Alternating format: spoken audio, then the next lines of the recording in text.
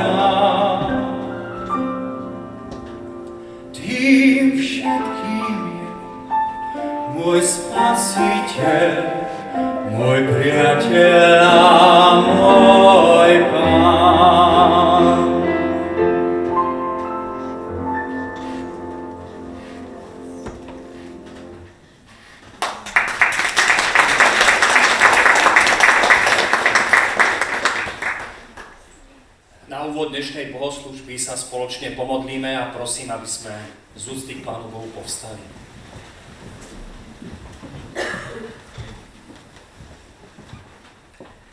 Drahý nebeský Otče, s vďačnosťou prichádzame teraz pred Teba, aby sme ťa spoločne oslavovali. Naplň naše srdcia svojim pokojom a láskou, spoj nás vo viere a daj, aby sme v Tvojom slove nachádzali silu a nádej. Požehnaj túto bohoslúžbu, naše modlitby, aj všetkých, ktorí sa tu dnes zišli. Nech je všetko, čo tu konáme, na Tvoju česť a slávu. Amen. Amen. Môžeme si sadnúť. A ja by som už teraz odovzdal slovo zástupcovi humanitárnej organizácie ADRA Ľudkovi.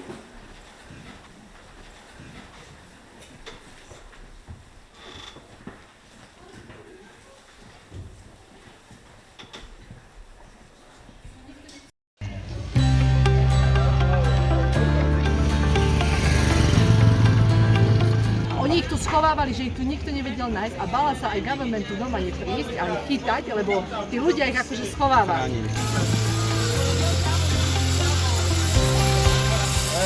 This one is nice. So that's how we look for mine. Nejakého plánu, že čo kde bude. To proste stena na stenu, nalepené, hociako, To sú tie vodovody, majú každého nejaký sponzor, kto teda pomohol. Z Anglicka volal sa Tony Wyhač, hej?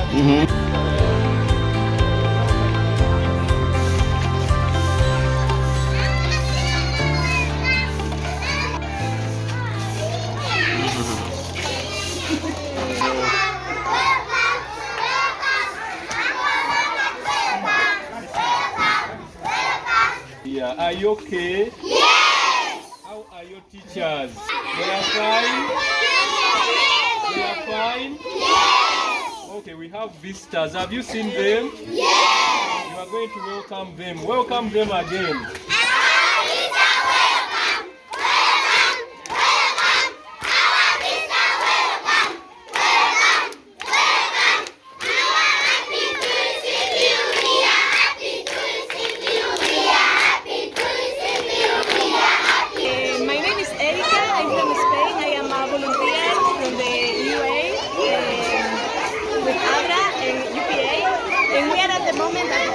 School is one of the schools that collaborates with Sefari, the organization I'm working with. And I come here every Wednesday to give a theater workshop.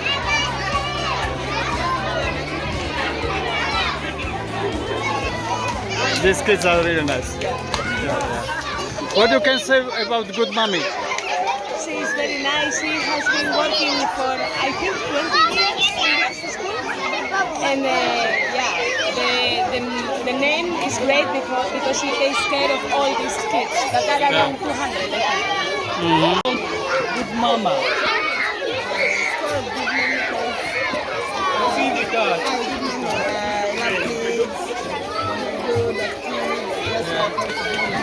So they call you Good Mama and school is also Good Mama.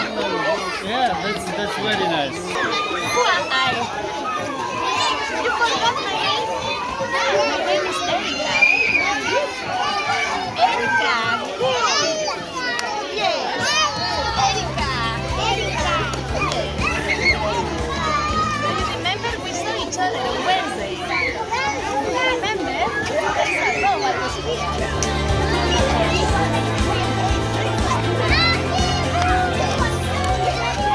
We are happy just to send here Erika. How is your cooperation with Erika? So which kind of activities is she doing for you? The kind of activities she's doing to us, drama, theater, theater activities.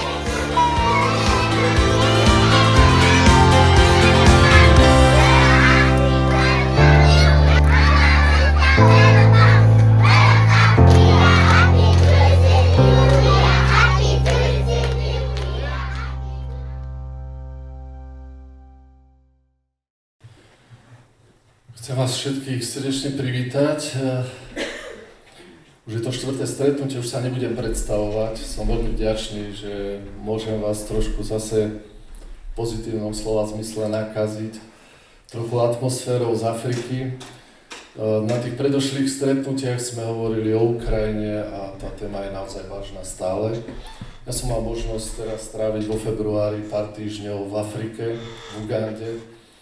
A tak sa ma to veľmi dotklo. By som sa chcel s vami podeliť so pár slovami. To asi nebudem úplne mať čas na to, aby som vám povedal všetko, čo by som chcel. Ale poviem vám 3 veci, ktoré sa ma tam dotkli. 3 poznania v tejto, by som povedal, krajine modlitby. Takže my sme tu dnes, aby sme sa spolu modlili.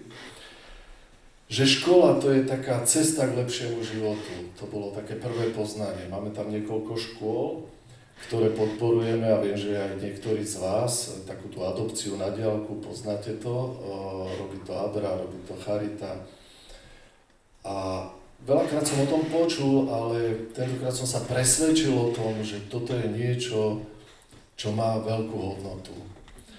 Ja neviem, či niekto z vás strávil nejaký čas na tomto kontinente, ja som tam mal možnosť byť prvýkrát. A človek si povie, fotky sú fajn, ale musíte sa toho nadýchnuť. Nedá sa o tom dobre rozprávať, to človek musí prežiť. Je to nádherná zem, ale veľmi veľa problémov má. A keď sme tam boli, tak sem tam som nejakú fotku poslal nejakým kamarátom a jedna kamarátka mi odpísala, tak aspoň, že tam nie je vojna. Som sa nad tým zamyslel, no to celkom není. Aj keď sme boli v utečeneckom tábore, kde je 130 000 ľudí. Sú to utečenci z Konga, z Burundi, z Južného Sudánu. Z Konga pretože tam sú veľké nepokoje. Kongo je tiež patrí medzi zeme, za ktoré sa modlíme. Počas celých našich 4 stretnutí nebudem rozvádzať ten konflikt.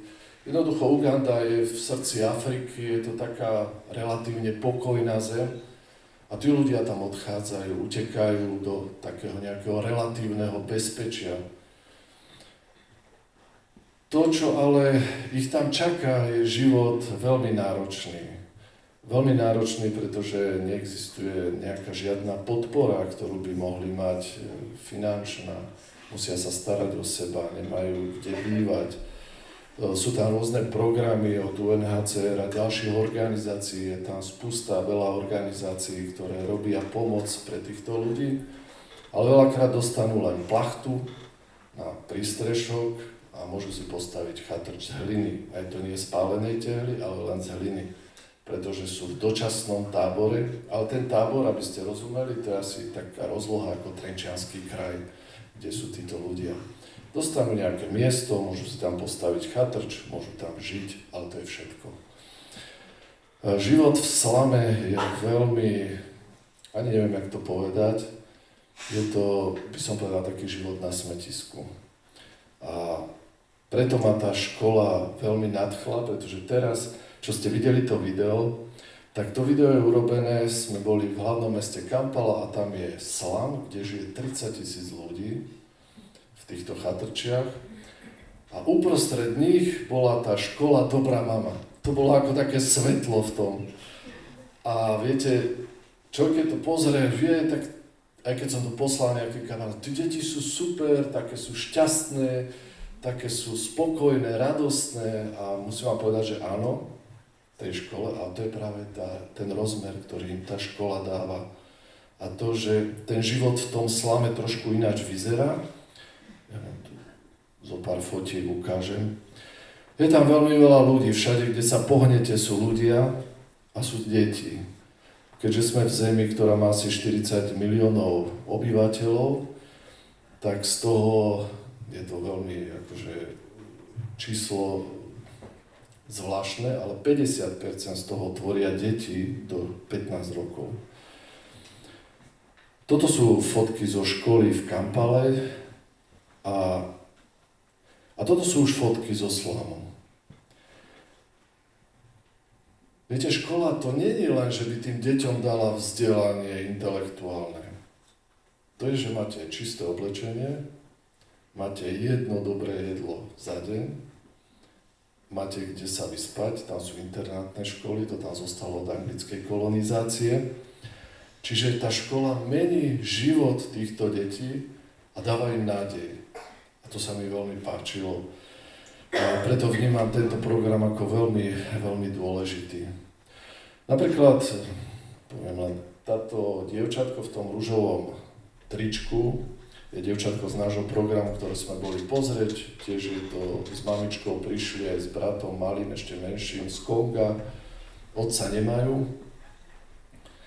To, čo sa ma dotklo za srdce, je, že to dievčatko v tom ružovom tričku máme odfotené na fotke spred 4 mesiacov, keď sme ho hľadali pre neho sponzora. Ona to tričko má stále. Pretože to je všetko, čo veľakrát tí ľudia majú. Tak to vyzerá hygiena v slame. Tam, kde my sme bývali, tak vždycky nejaké deti stoja okolo plota, keď idete raňajkovať, sú ako také svedomie, stoja za tým plotom. Človek sa na tým pousmeje, ale v niektorých veciach sa musíte úplne odosobniť. Zoberete keksiky, je ich tam 6-7, zajdete, dáte im nejaký keksík. Problém je, že za hodinu ich tam je 12 a po 2 dňoch vám keksiky dojdú. No a toto je také ako normálne ubytovanie, v ktorom títo ľudia žijú, čiže to je chatrč s drevenou konštrukciou, na vrchu má tú plachtu, ktorú dostanete od nejakej organizácie a vymažete to blatom. Ja som si myslel kedysi, že takto sa žije len že v tých príbehoch z Afriky spred neviem akej doby, ale to je realita. Druhé také poznanie je, že cirkev je cesta k lepšiemu životu. Že aj do cirkvi prichádzajú ľudia, nielen preto, že majú nejaký teologický názor, majú vieru v Boha, ale cirkev, spoločenstvo zlepšuje ich kvalitu života. Máte režim, máte ľudí, s ktorými môžete zdieľať svoje problémy. Poviem vám taký príbeh krátky. Jedno dievčatko má 3 súrodencov, menších, a ona mala 14 rokov.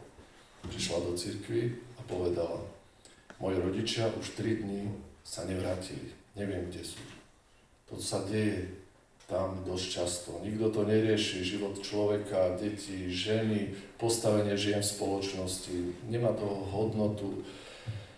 A ona sa bojí ísť povedať na políciu, že tí rodičia sa nevrátili, pretože by sa mohlo stať, že by sa to niekto dozvedel a prišli by ich vykradnúť, pretože sú samé deti doma. Čiže ona, jediné bezpečné miesto je tá cirkev, kde príde a povie, že mám problém. A zase má ľudí okolo seba, ktorí ju podržia, ktorí sú schopní s ňou riešiť túto situáciu. Je to veľmi veriaci národ, najviac je tam kresťanský, je tam najviac bratov katolíkov, aj u nás, a veľa je tam aj tých malých cirkví, ale oni sa nedelia úplne do cirkvi len podľa toho, ako veria a čomu veria, ale aj napríklad podľa rečí. Že sú utečenci z Konga, tak idú do cirkvi, kde sa prekladá do jazyka, ktorému rozumejú. Boli sme potom aj v nedeľu sa pozrieť do takého letničného kostola a tam sa zase veľa spievalo, bolo také živé a tam sa prekladalo do jazykov Kenyarwanda, tak zase si ľudia našli podľa svojho jazyka spoločenstvo. Ale nie je to len o tom, ale veľmi výrazne sa to aj toho šíri. No a keď som vás teraz videl, aj koľko nás tu je, tak mi to pripomenulo, že v tej Afrike sú tie zbory a cirkvi plné. Tam, kde prídete, tak ich tam je 300, 400 na bohoslúžbe. Rozprávate deťom príbeh a je okolo vás 100 detí, tak je to veľmi také milé. Viete, a to, čo ma ešte prekvapilo ako taká tretia vec, je taká tá úprimná detská viera, ktorá nám už niekedy chýba. My už sme takí veľmi sofistikovaní, máme kritické myslenie, sme vzdelaní. A poviem taký úsmevný príbeh, niečo sme tam robili, montovali taký solár a nešiel nám predlžovák. Tak samozrejme, ako to riešite, no zobrali sme merák, zmerali, jasné, chýba tu fáza, niekde to je preseknuté a mali sme takých pomocníkov, ten jeden sa volá Glory, oni tam veľa majú biblické mená, lebo proste to tak je. A on prišiel, videl, že sa s tým trápime a tu našu kolegyňu Aničku volá: Anna, poď sem, budeme sa modliť. Ja hovorím, tak akože môžeme sa modliť, ale mne tu chýba fáza, ako chápeš? A potom som premýšľal, oni tak nepremýšľajú ako my, hej.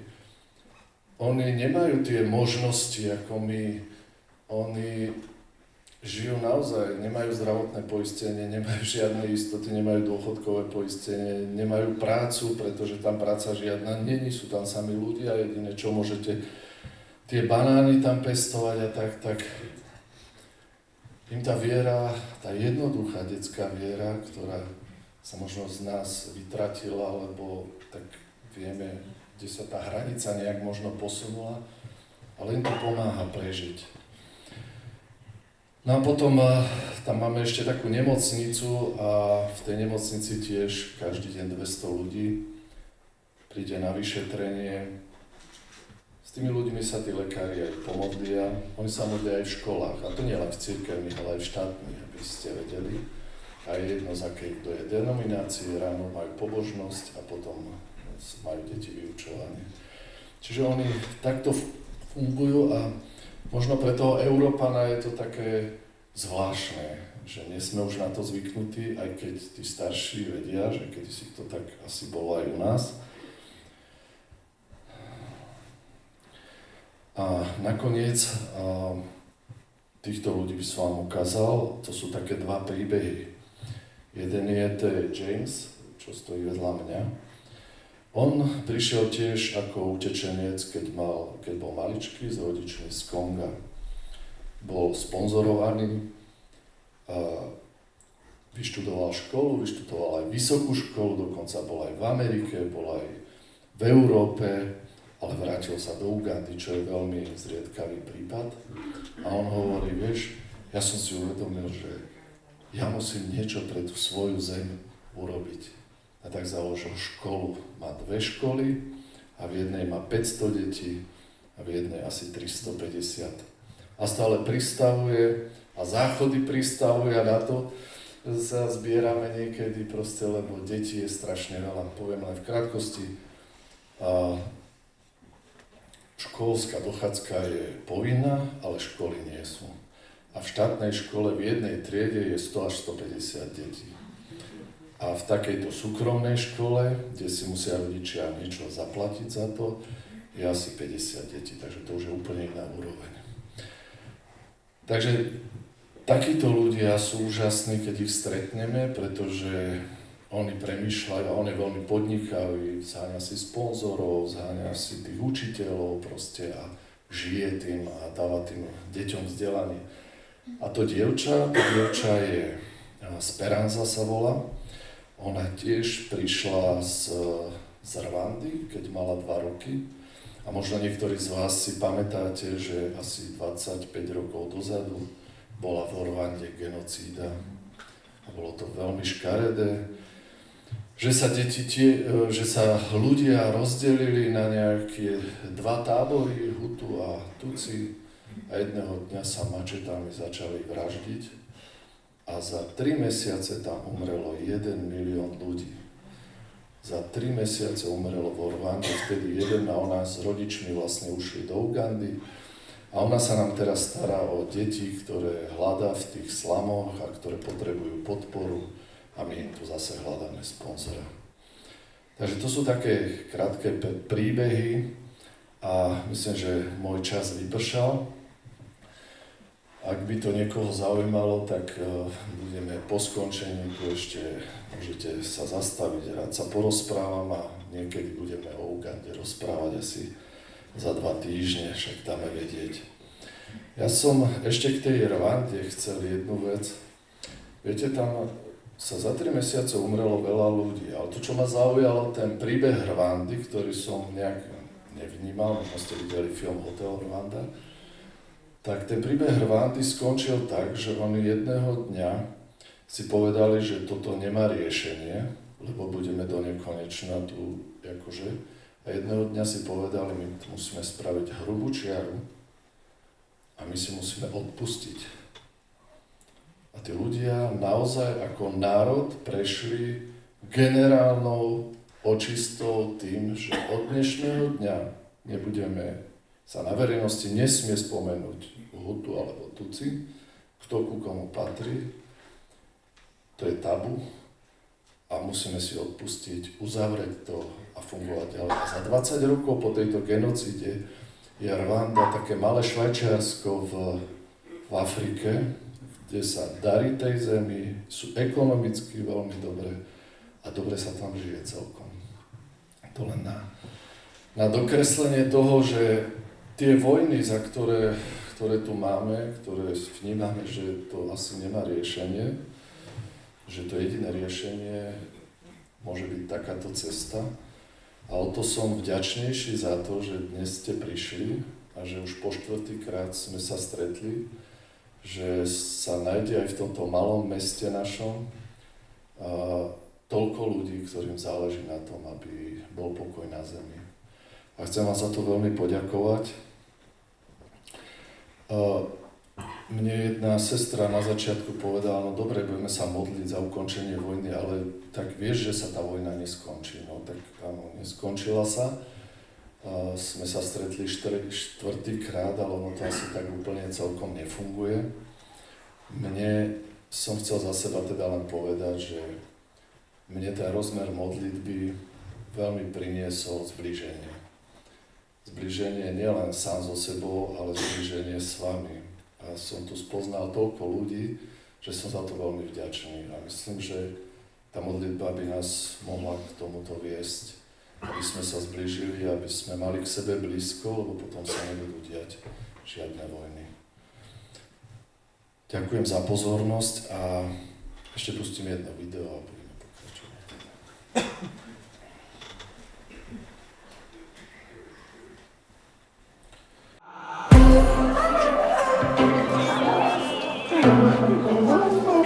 Nachádzame sa v zdravotníckom zariadení v utečenskom tábore tu v Ugande a dneska v tejto našej nemocnici je viac ako 200 pacientov a prišli sme sem, aby sme povzbudili týchto ľudí, aby sme tiež poskytli nejakú pomoc.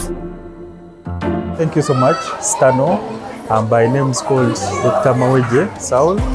I'm a medical officer and also a facility in charge here. We started last year in June. We are happy to be here because we are serving a lot of people, as you can see.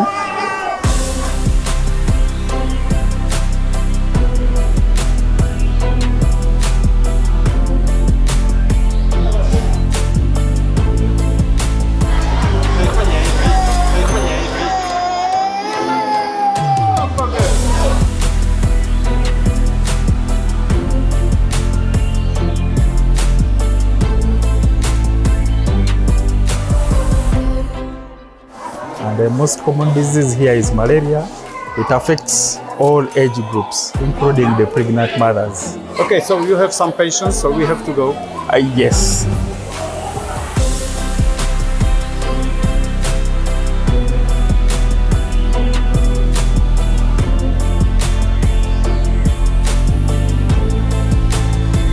It is a health center. It provides a limited number of services, a general outpatient service. Someone comes from home, we treat, and then they go back. Some bit of laboratory services. We provide family planning services, immunization services, some bit of nutritional services. The services are free of charge. The patients don't pay for any service. All those dots you see are malaria parasites. And around 60 to 70% of the patients who have here have malaria, which is so dangerous and can kill children, pregnant mothers, and all other people who may not be successfully treated. The one with 3 bands have more than 2 species of malaria.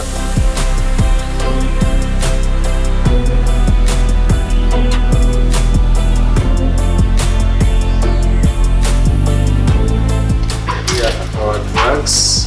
Some of them they are out of stock, some of them see they are few. And this has been for normal saline. The major constraints we have is the consistent supply of medicine and laboratory use. Sometimes we have, sometimes they get over, yet we have a high number of patients who need these services. We also need a sponsor because right now the project is closing. We are only 8 staff which work on almost 200 patients per day. Som Veronika, som študentkou 5. ročníka medicíny. Vďaka humanitárnej organizácii ADRA som sa dostala do nemocnice v Čake. Každý deň sem prichádza skoro 200 pacientov, avšak videla som dosť z nich, ktorým nebolo možné pomôcť hlavne pre nedostatok liekov alebo vybavenia. Musím povedať, že som tu rozhodne zažila tropickú medicínu. Veľmi veľa prípadov malárie a dokonca aj brušný tyfus. My name is Gracious. I'm the mother. I'm the one who's sick. The presence of this hospital here, for sure, it's helping. Because before we used to go up to the Bujubuli. It's far from where we are staying. Most of us, we are just around. Thank you, doctor, that you are working here. You're welcome. Because those people are needed. Yeah.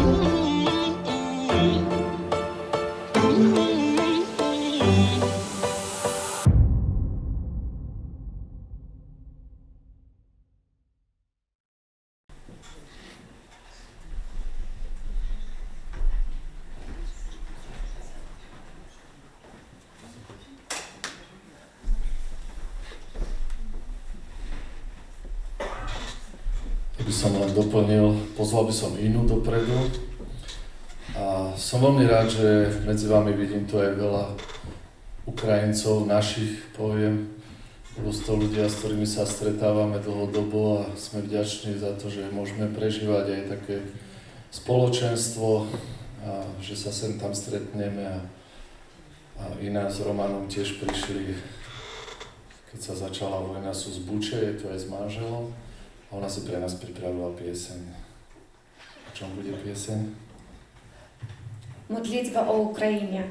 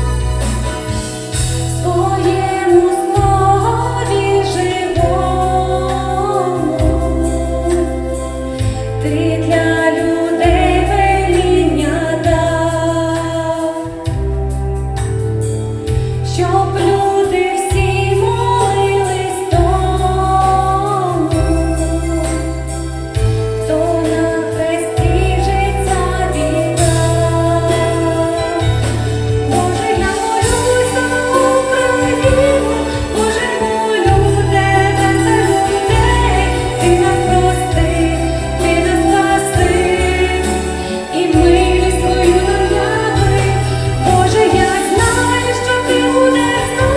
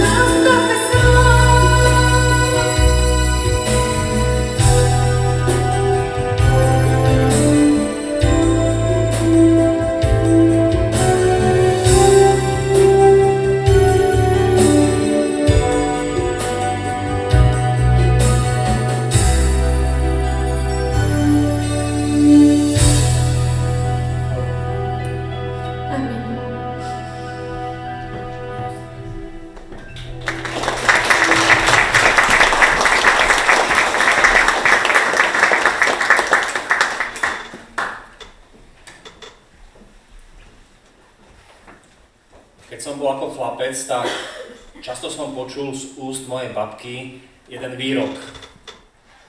Len aby nebola vojna. Len aby nebola vojna. Ja som tomu vtedy veľmi nerozumel, ale ten spôsob, akým to povedala, som vedel, že vie, o čom hovorí. A ona ako mladé dievča zažila druhú svetovú vojnu a tiež to, čo nasledovalo aj potom. Milé sestry, bratia, priatelia, chcel by som vás v tomto príhovore pozvať na také 3 zastávky alebo na 3 také miesta. Prvým miestom, kde sa zastavíme, je súdna sieň.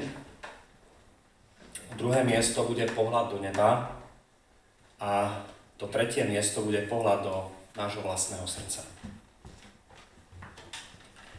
Súdna sieň. Prekvapivo v tejto scéne na lavici obžalovaných nestojí alebo nesedí diabol a Satan, ale sedí Boh. Možno taká šokujúca predstava. Asi si to zvyčajne neuvedomujeme, ale vždy, keď v komunikácii s ľuďmi, s našimi najbližšími, začíname vetu slovíčkom prečo, tak stávame sa pomysleným žalobcom. Prečo si prišiel tak neskoro? Alebo prečo máme na obed zase to isté? Alebo keď prídu deti zo školy, prečo si zase dostal zlú známku? No a pokiaľ som adresátom tej otázky prečo, tak mám tendenciu sa obhajovať a vysvetľovať. Prečo? Prečo, Bože, si dovolil, aby sa mi stala krivda? Prečo je na svete tak veľa spravodlivosti? Tak veľa utrpenia? A prečo to tak ďaleko musí zájsť, Bože? Ako to je možné, že dobrým ľuďom sa často nedarí a naopak zlým ľuďom sa darí dobre? Bože, počuješ to vôbec? Pokiaľ otvoríme písmo sväté a začneme listovať prvé stránky, tak hneď v prvých kapitolách narazíme na príbeh Kaina a Abela. Prečo Boh nezasiahol? Prečo nemohol dať nejakú výchovnú lekciu alebo nejakú edukáciu tomu Kainovi? Prečo dovolil, aby tento mladý život tohto chlapca Abela musel tak skoro vyhasnúť? V Biblii je veľa takých miest, kde si ľudia kládli otázku prečo.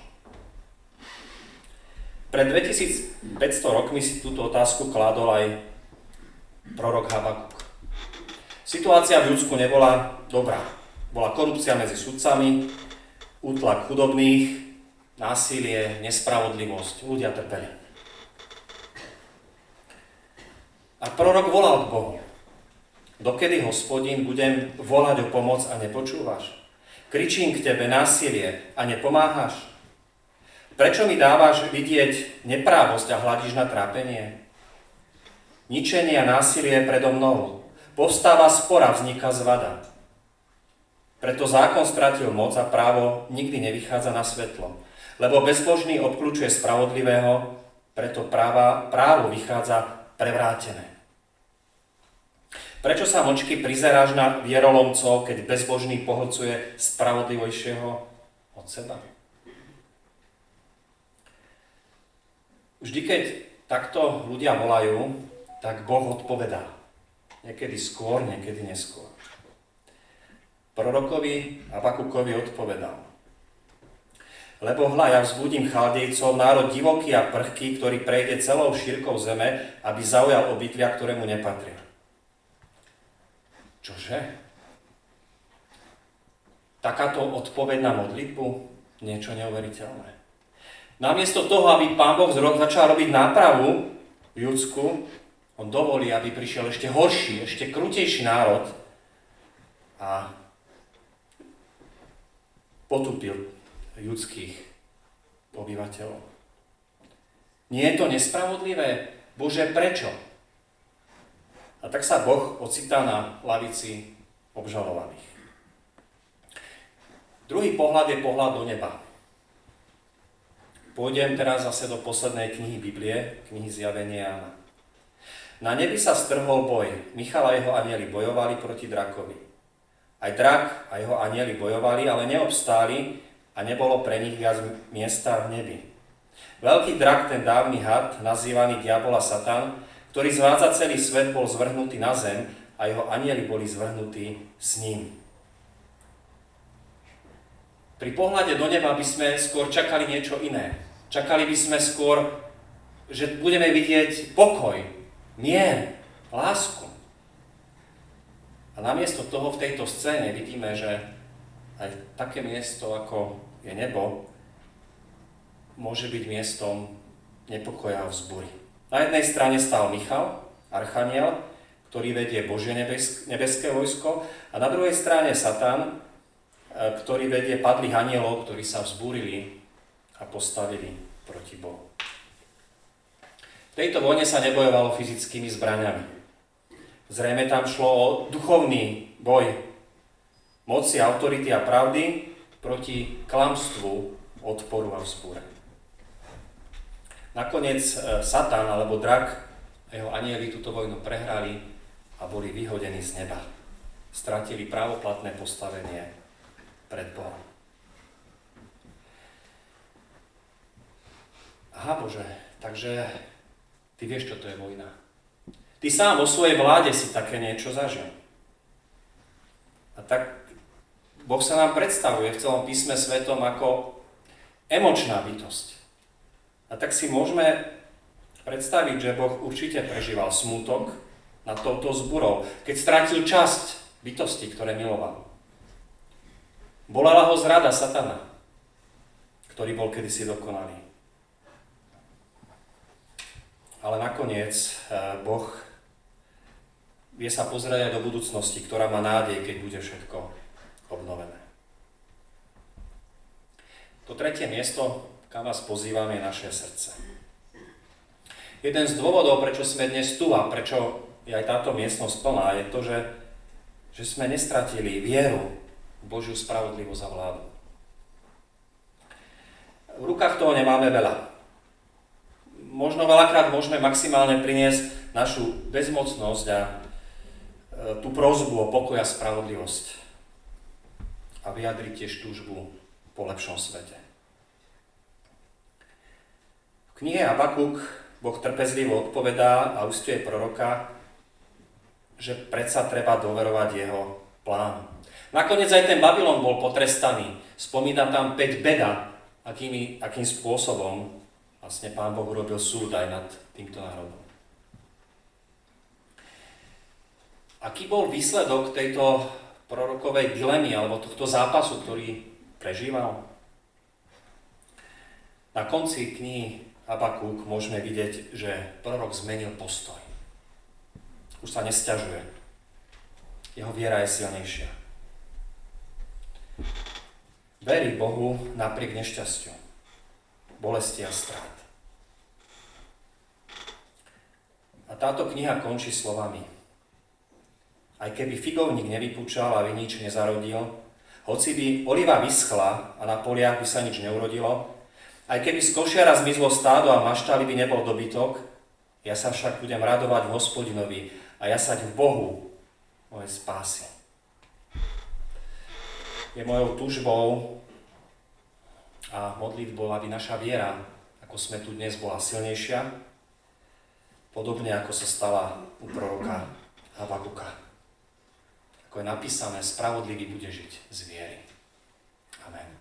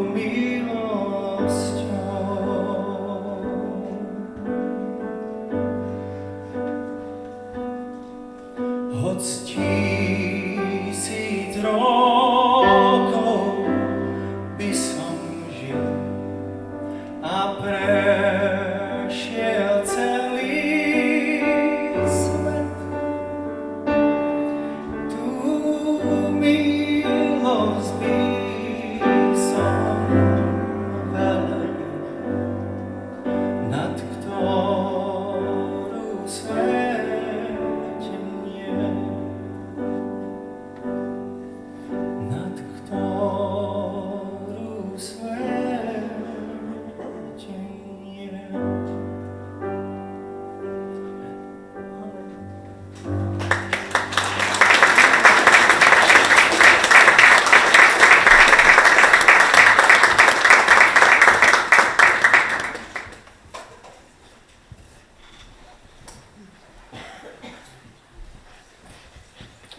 Môžeme sa postaviť.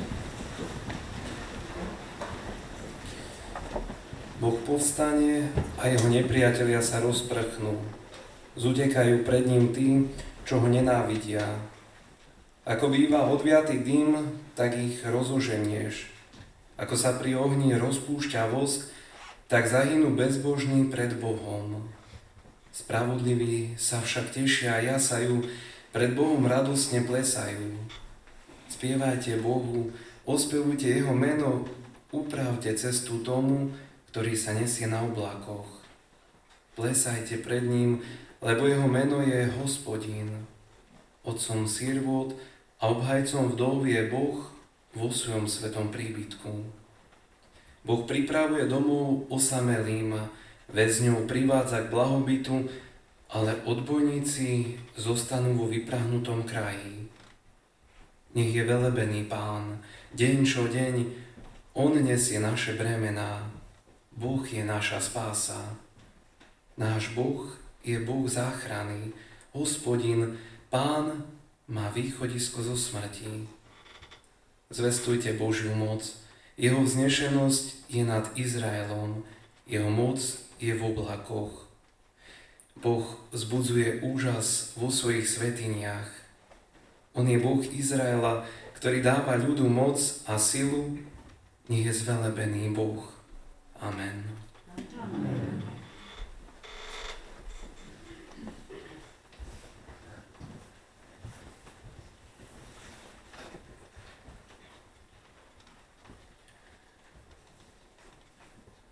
Budem ťa vyvyšovať, môj Boh a kráľ.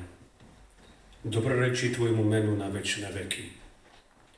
Veľký je Hospodin, hoden každej chvály. Jeho veľkosť sa nedá vystihnúť. Pokolenie pokoleniu chváli tvoje činy, hlása tvoje hrdinské skutky. Úchvatnú slávu tvojej veleby a tvoje zázračné diela chcem ospevovať. Nech ťa chvália, Hospodin, všetky tvoje skutky. Nech ti dobrorečia tvoji verní. Hospodin podopiera všetkých padajúcich, dvíha všetkých skľúčených. Hospodin je blízky všetkým, čo ho vzývajú. Všetkým, čo ho vzývajú úprimne. Plný želania tých, čo sa ho boja, počuje, keď volajú o pomoc a pomáha im. Hospodin chráni všetkých, čo ho milujú, ale všetkých bezbožníkov zahubí. Moje ústa budú chváliť Hospodina a všetko tvorstvo nech dobrorečí jeho svätému menu. Na večné veky. Amen.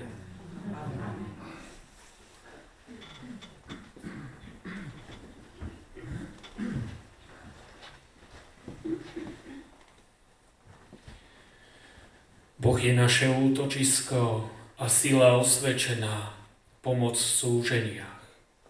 Preto sa nebudem báť, hoci by sa zem prevrátila a vrchy by sa klátili uprostred mora. Hoci by hučali a penili sa jeho vody a vrchy by sa triasli, keď sa vzduje more. Rieka svojimi ramenami potešuje Božie mesto, sveté príbytky Najvyššieho. Boh je uprostred neho, nepohne sa. Boh mu pomôže na úsvite. Národy hučali, kráľovstva sa otriasali. Vydal hlas a zem sa rozplynula. Hospodin zástupov je s nami. Jákobov Boh je náš hrad. Poďte a hľadte na skutky Hospodina, ktorý koná úžasné veci na zemi. Zastavuje vojny až po končiny zeme. Zlomí luk, poláme kopiju, bojové vozy spáli v ohni. Prestaňte, uznajte, že ja som Boh. Som vyvýšený medzi národmi, som vyvýšený na zemi. Hospodin zástupov je s nami. Jákobov Boh je náš hrad. Amen.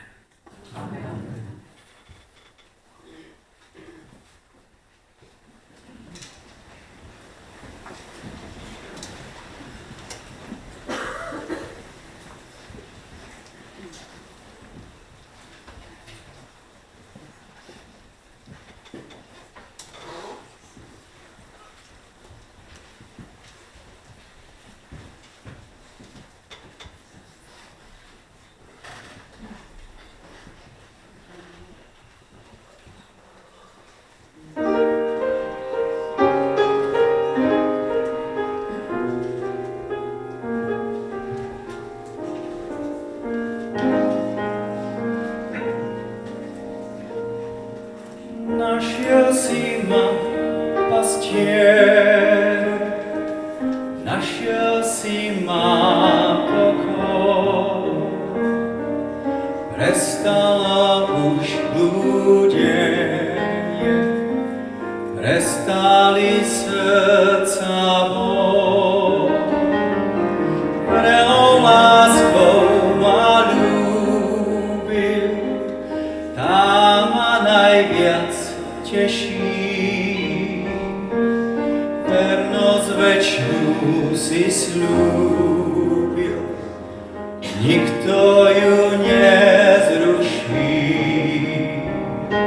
Za to ťa ja, ó Pane, nad všetko milujem. Srdce, lásku, schopnosti, všetko ti darujem. Vezmi tedy, čo dávam, obete vďačnosti. Nechže sú ti príjemné a sú ku radosti.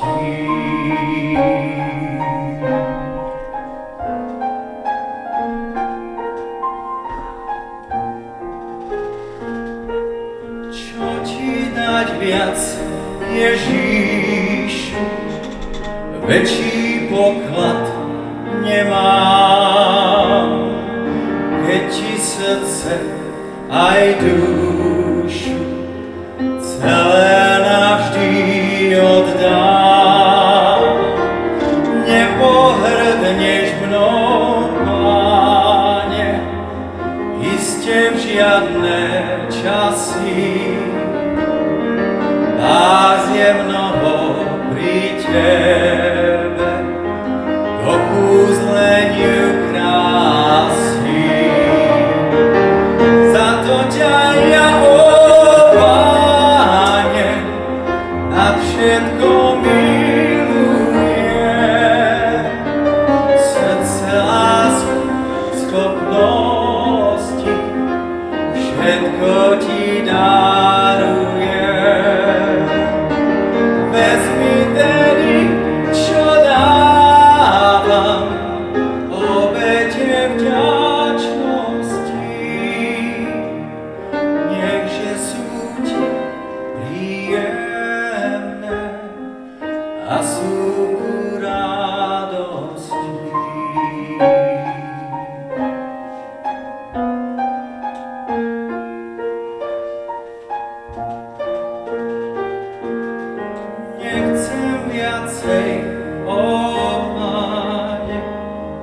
Ja mám už na tom dosť, teba mať večná krása, plní srdce radosť. Ty rozkošná, silná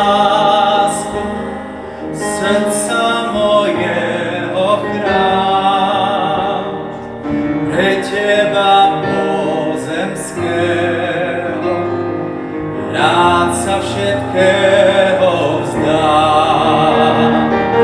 Za to ťa ja, ó Pane, nad všetko milujem. Srdca schopnosti všetko ti darujem. Vezmi tedy, čo dávam, obete vďačnosti. Nechže sú ti príjemné a sú ku radosti.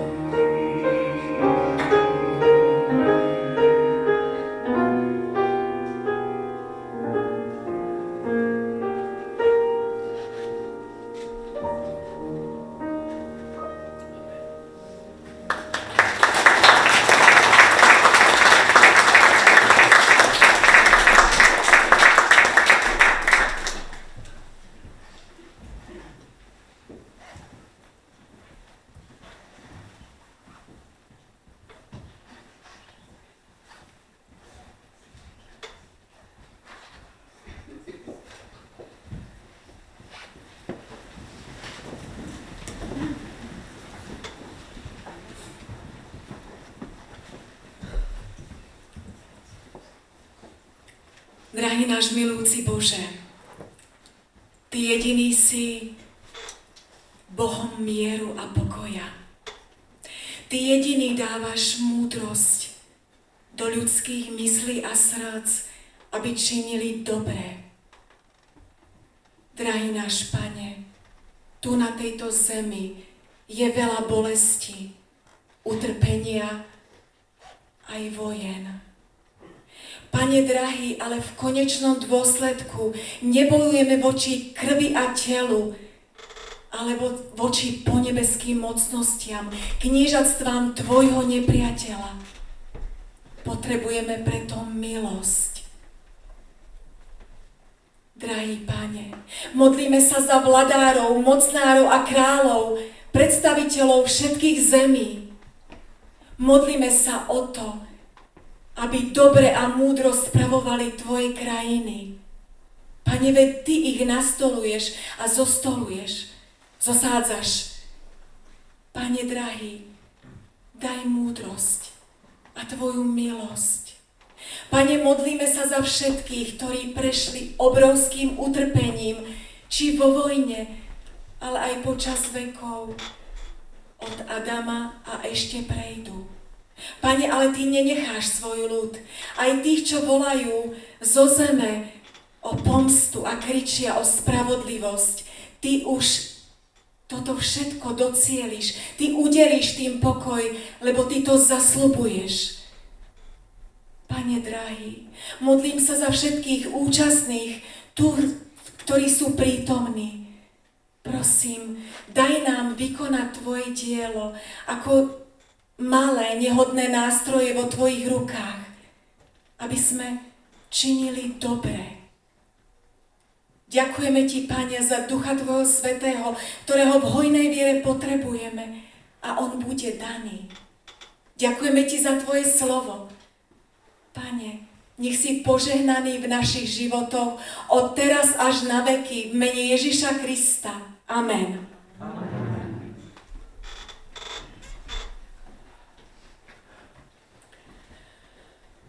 Všemohúci Bože, si našim Otcom a my sme poznali vo svojich životoch, že my sme Tvoje deti. Vieme, že túžiš, aby sme žili v Tvojej láske, pokoji a aby nám dal Duch Svätý dával silu vytvárať jednotu s Tebou. Pane, vo svojej sile nezmôžeme nič, pretože sami sme krehkí z bolesti a utrpenia, ktoré na tejto zemi je. Ale Ty vypočúvaš tých, čo s dôverou predkladajú svoje prosby. Zdvíhaš, dávaš silu a požehnaniu každému, kto v pokore žiada o Tvoju milosť. Preto Ti dnes dôverou predkladáme modlitby s túžbou po tvojom pokoji. Aby ľudia, ktorí prechádzajú bolesťami, utrpením, ktorí sú zasiahnutí konfliktami, násilím a neistotou, aby prijali teba ako svojho záchrancu a darcu pokoja. Prosíme ťa, Bože, premieňaj naše srdcia, aby sme milovali dobro, zastávali sa slabších, pomáhali chudobným a boli pomocou pre ľudí bez rozdielu. Pane, uč nás každý deň vidieť druhých teba. Preto ťa, Bože, prosíme, ved našu mysel, srdcia a ruky, aby sme boli pomocou a požehnaním. Amen. Amen.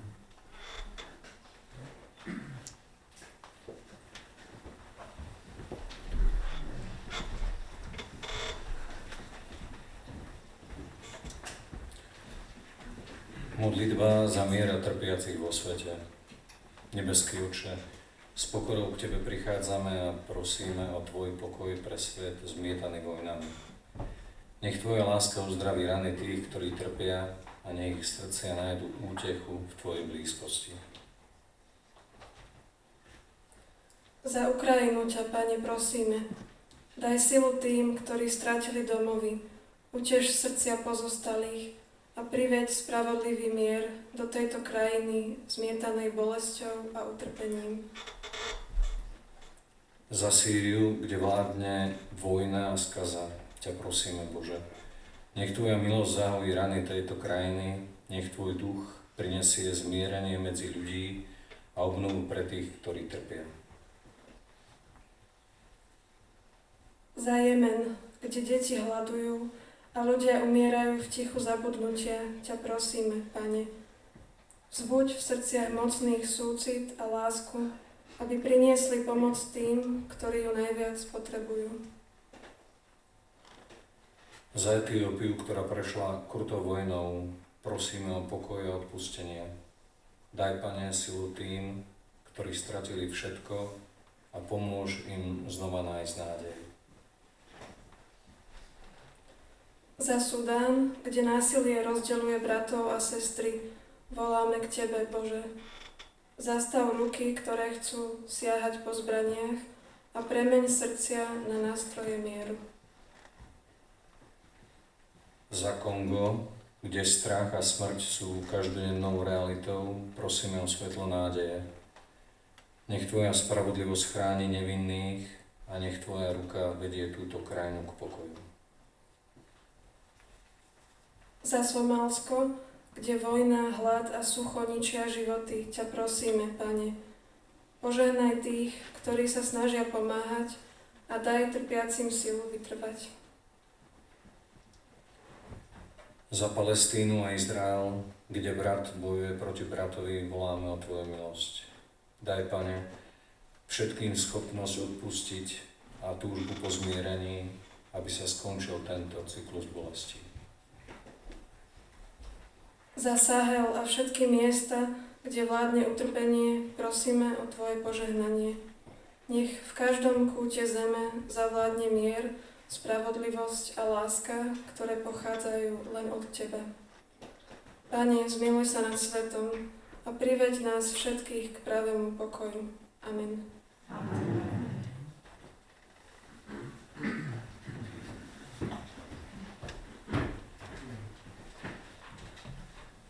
Modlíme sa teraz spoločne modlitbu Pánovu, Otče náš.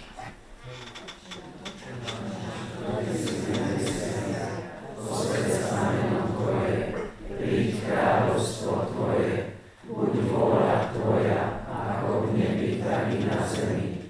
Chlieb náš každodenný daj nám dnes a odpusť nám naše viny, ako aj my odpúšťame svojim vinníkom. A neuveď nás do pokušenia, ale zbav nás zlého.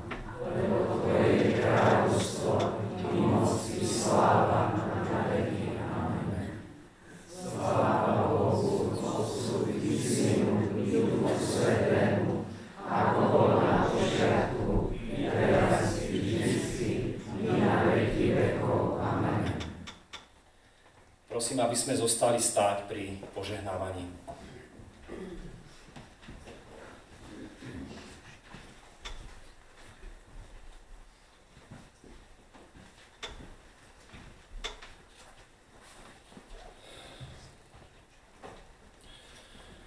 Nech vás Hospodin požehná, aby ste sa neuspokojili s povrchným životom, predkaným polopravdami, povrchnými vzťahmi, ale žili hodnotami, ktorým veríte.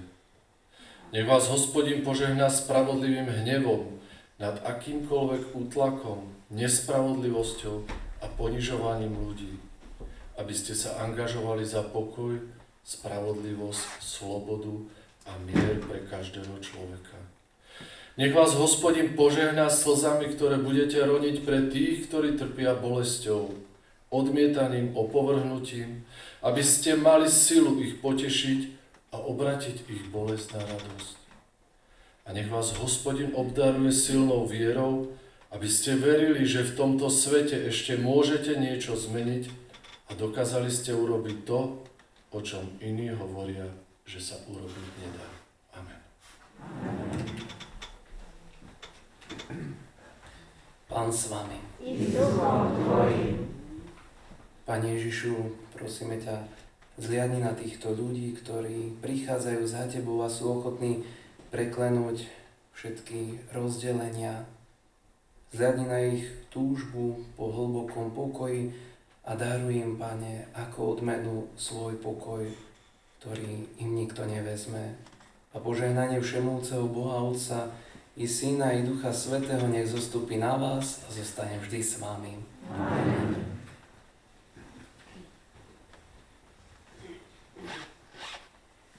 Dá blahosloviť vás Hospod od Siona, dá uzrite blaha Jerusálimu po siadni života vašeho. Požehnanie Pánovo nech je na vás s jeho milosťou a láskou, teraz i vždycky i na veky vekov. Amen.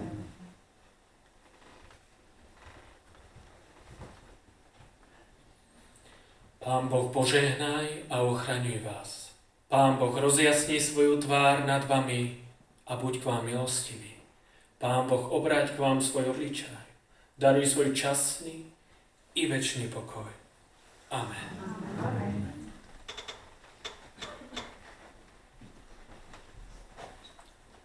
Milosť Pána Ježiša Krista, láska Božia, účasť Ducha Svätého, nech je so všetkými vami. Amen. Amen. Môžeme si sadnúť.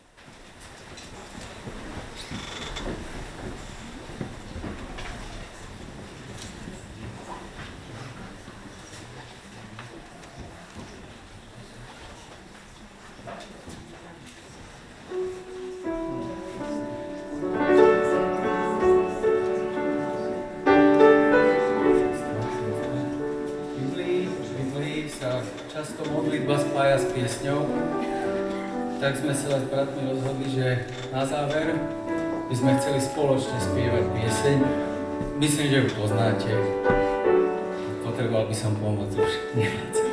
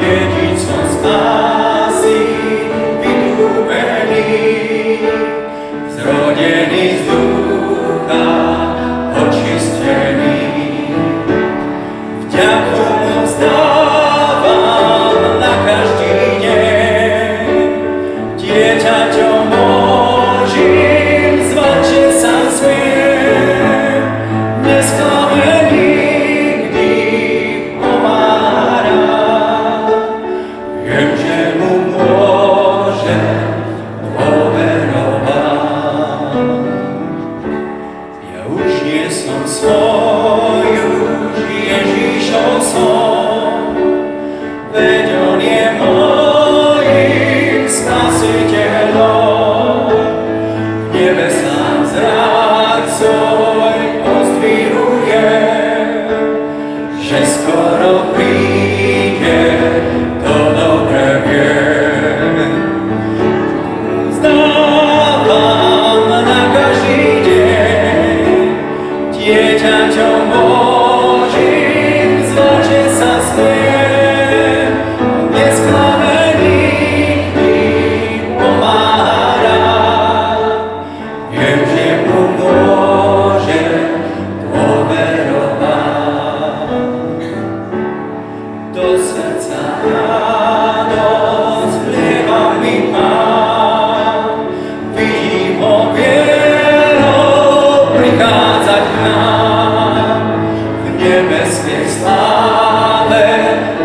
vlastne sa smie, preto chcem verne čakať odeň. Vďaku mu vzdávam na každý deň, dieťaťom Božím zvať, že sa smiem. On nesklame nikdy, pomáha rád. Viem, že mu môžem poverovať.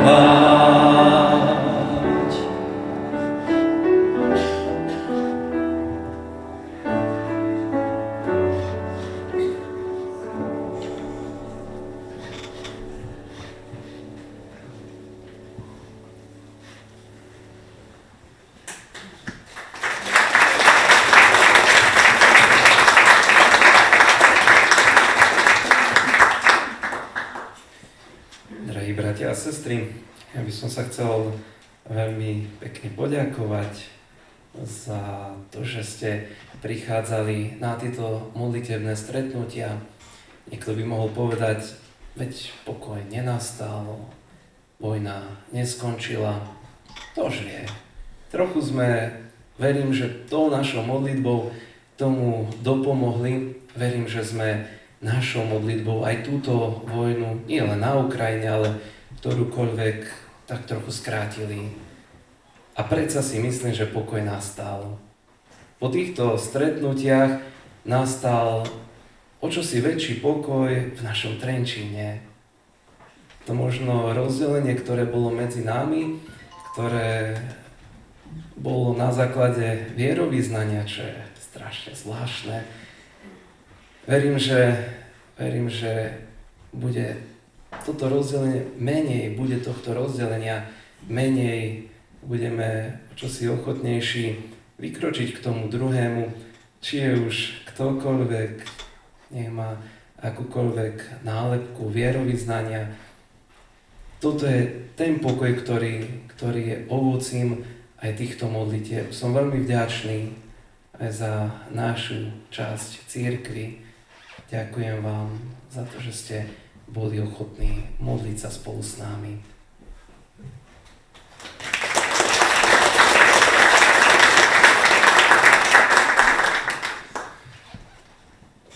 Bratia a sestry, tak trošku na rozcvičenie, že kto je tu v tejto modlitebni prvýkrát v živote? Myslel som si, že bude takáto odpoveď.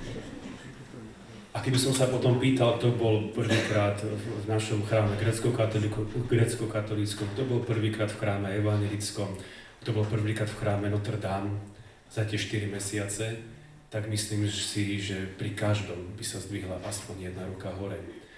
A aj o to išlo. Kristus je náš pokoj a keď on zavládne v nás a keď bude Kristus medzi nami, keď bude žiť medzi nami, tak my budeme tvorcami pokoja a mieru tam, kde žijeme. A budeme mať moc potom prosiť za tých, kde ešte pokoj nemajú. A ja chcem tiež veľmi pekne poďakovať všetkým vám, že ste na tieto modlitby prichádzali, bratom v jednotlivých a sestrám v jednotlivých cirkvách. A verím, že toto naše stretnutie, aj keď sa končí jedna séria, nie je posledné. Verím, že opäť potom na jeseň sa opäť stretneme, najprv v prípravnom tom tíme a potom dáme ponuku aj všetkým vám, aby sme opäť mohli pokračovať a spolu sa modliť. Prosiť Krista, ktorý je náš pokoj, aby vládol v nás, v našom srdci, medzi nami. Veľká vďaka všetkým. Ďakujem.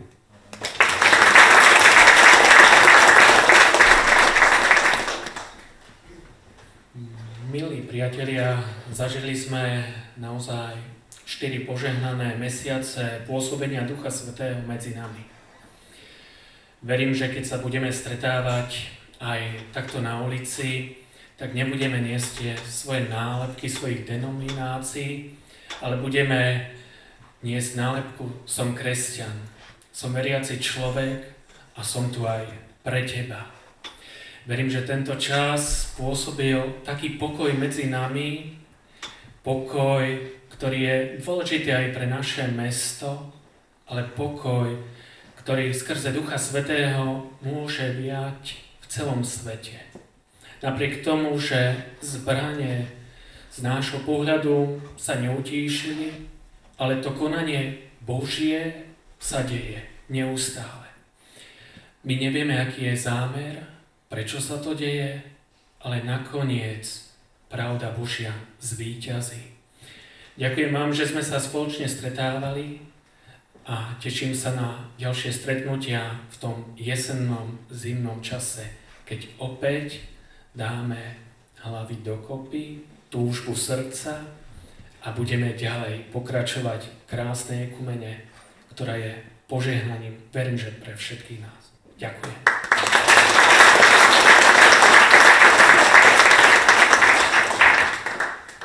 Do tejto kytice vďačnosti a poďakovaniu by som chcel možno poďakovať Ľudkovi a jeho manželke, pretože to bol práve on, keď skrsla tá myšlienka vôbec takéhoto niečoho. Začalo to veľmi nesmelo. Musím povedať, že Ľudko s Adrikou od samého začiatku, ako vznikol konflikt na Ukrajine, boli tam na hraniciach, riešili tam akútne situácie, tam myslím, že sa aj spoznali, myslím, že tu s pánom Igorom. A tak nejak to prerastlo aj do nejakého takého bližšieho vzťahu. A ďakujem za vašu službu, ktorú robíte, predovšetkým Pánu Bohu. A taktiež ešte jedna vďaka patrí, len tak úplne nečakane mi prišla do ruky teraz kniha od pani Tatiany Blichovej-Vatelovej, ktorá venuje nášmu zboru túto knihu ako spomienku od rodičov, vďaka ktorému vlastne aj táto budova, myslím, že to bol otec alebo manžel, ktorý projektoval túto modlitebňu. Ďakujeme pekne.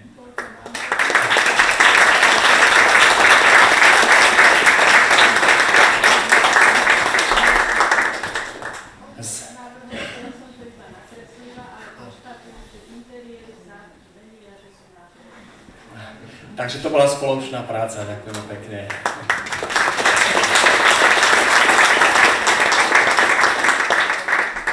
Spoločná bohoslužba je na konci, ale pokiaľ naozaj nemusíte sa ponáhľať, je tu ešte na chodbe pre vás pripravené také jednoduché občerstvenie, ešte príležitosť porozprávať.